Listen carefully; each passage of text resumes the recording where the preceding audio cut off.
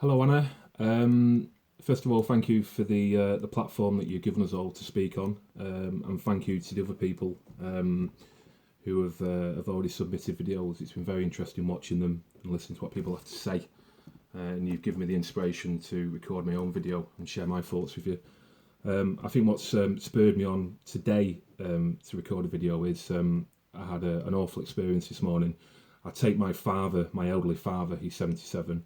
I take him shopping one day a week to help navigate his way around the new normal of one-way systems and face masks and all the rest of it. So I take him shopping once a week, and we went down the shops and we got to the checkout, and we were waiting to put our stuff on the belt.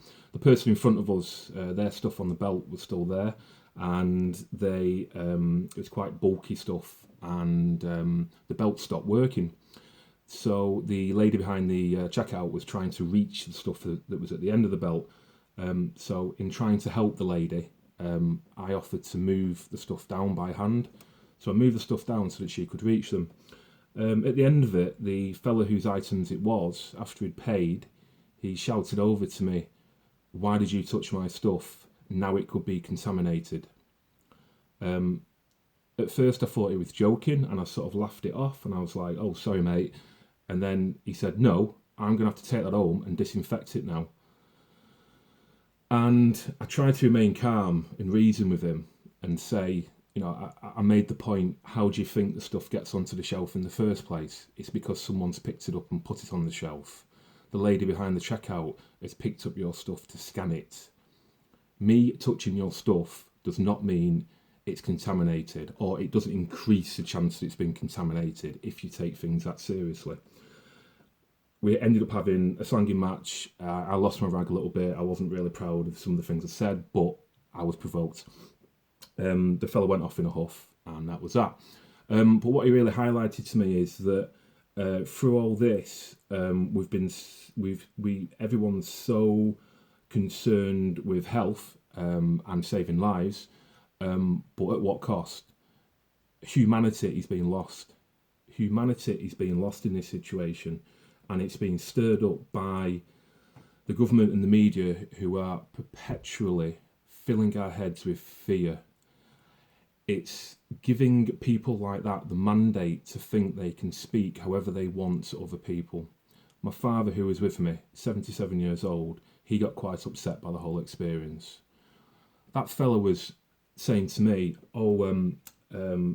people are dying because of this, elderly people are dying. Well, here's an elderly person. For all he knew, my dad could have had a serious heart condition, and a confrontation like that could have been the sort of thing that would have finished him off.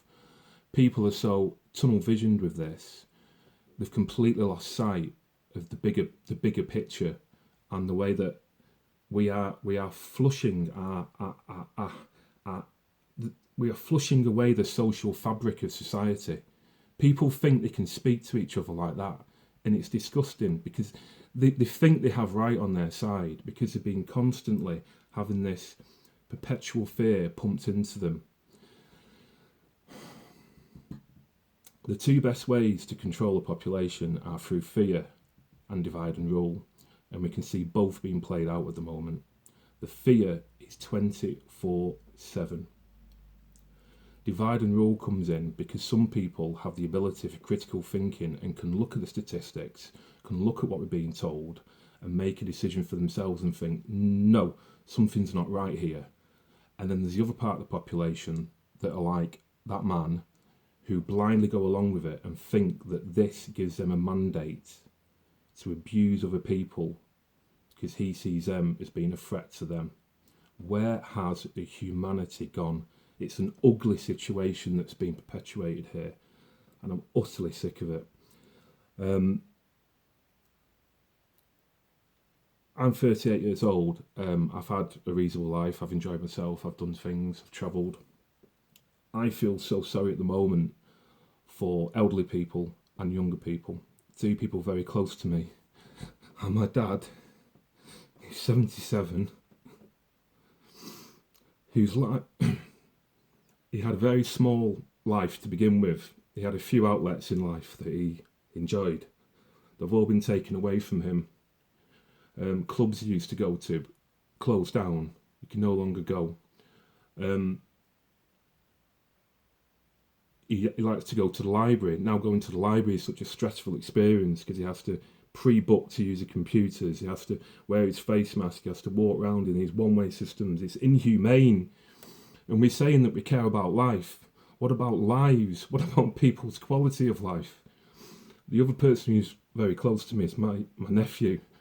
My nephew's 10 years old, and he's going to school, and he's penned off in the playground. He can't play football because that involves contact. He's penned off in his year group. He can't mix with the other children. What are the long-term ramifications of what it is we are doing? We're supposed to be saving life. What about people's lives and people's quality of life? At the moment, we don't have a pandemic anymore. What we have is a case-demic, and these are to try and take the emotion out of it. These are two points that I want to make really today. The first one is that the PCR test, which is being carried out, which is being ramped up at the moment, it's been acknowledged that the PCR test isn't fit for purpose. The PCR test, I'm no expert, and I know everyone's an amateur virologist at the moment, but when you're not getting the truth from the mainstream media, you end up having to do your own research to try and make sense of all this. The PCR test basically takes a swab of DNA from the back of your throat and your nose, and it amplifies it up to a point where it can see if there's any viral infection in there. But from what I understand, the PCR test can pick up other detritus that's in your DNA from previous infections. So if you had a cold a few months ago, it will potentially come up with a positive result. The PCR test, it's acknowledged, has a false positive result, a likely false positive of 2%. That doesn't mean that 2% of positives are false. That means that 2% of the total PCR tests that take place are likely to be false positives. So these are ballpark figures from about a week ago, taken from the government website.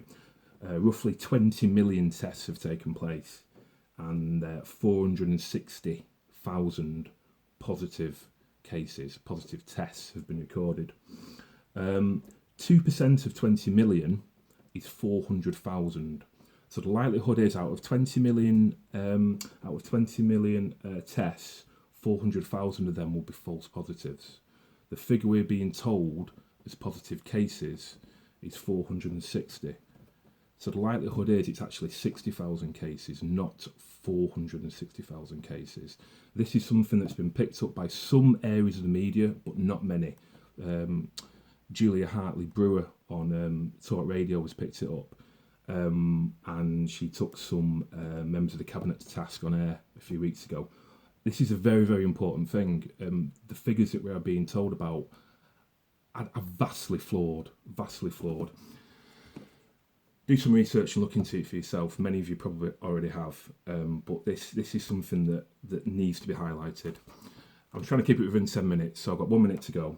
One other thing that's really concerning about this whole thing is that alternative views on this whole situation are being silenced. If this is the sort of thing that was happening in Russia or China, we'd be saying, oh my God, this is terrible. How can they silence their population? But this is what's starting to happen in this country. A few weeks ago, a good friend of mine went to the Freedom Rally in Trafalgar Square in London. At the rally, it was a perfectly peaceful rally. The rally was broken up by riot police. I've seen the video. I wasn't there, but I've seen the videos. It was broken up by riot police, and an eminent German doctor called Heiko Schöning was speaking at the event. He later went to speak at Hyde Park Speaker's Corner. He was speaking, giving his interpretation of what's going on at the moment. He wasn't being violent, he wasn't causing unrest, he wasn't causing for any civil unrest, or he wasn't causing any problems. He was simply studying Speaker's Corner, which is what it's there for, to speak to people about the truth about about this whole scam. He was arrested. He was arrested and put in prison for 22 hours. This is a situation we're in. People who are speaking out about how things are not making sense, how the detrimental effects of this are going to outweigh the deaths from COVID-19. People are being silenced. People are being silenced, and it is deeply worrying. We need an open debate about this. One other person I'd like to mention is a very brave lady called Carly Stewart, and she was a nurse from Preston who went down to the rally. There was pictures of her on social media in her nurse's outfit, speaking out about how the narrative that we've been given, that the NHS and care professions were overrun, wasn't true. She was also speaking out about the inhumane way that people in care homes have been treated. That poor lady has lost a job now. Free speech is dead. There'll be many more people like her, very brave lady who spoke out and lost a job. There'll be many more people like her that feel the same, and because they've got a mortgage to pay, they can't speak out. This is deeply worrying to me, and it's affecting myself and it's affecting people close to me. And we've got to wake up to this, because this is so wrong. This is so wrong. I think I've said everything I wanted to say. Stay strong, everyone. Take care.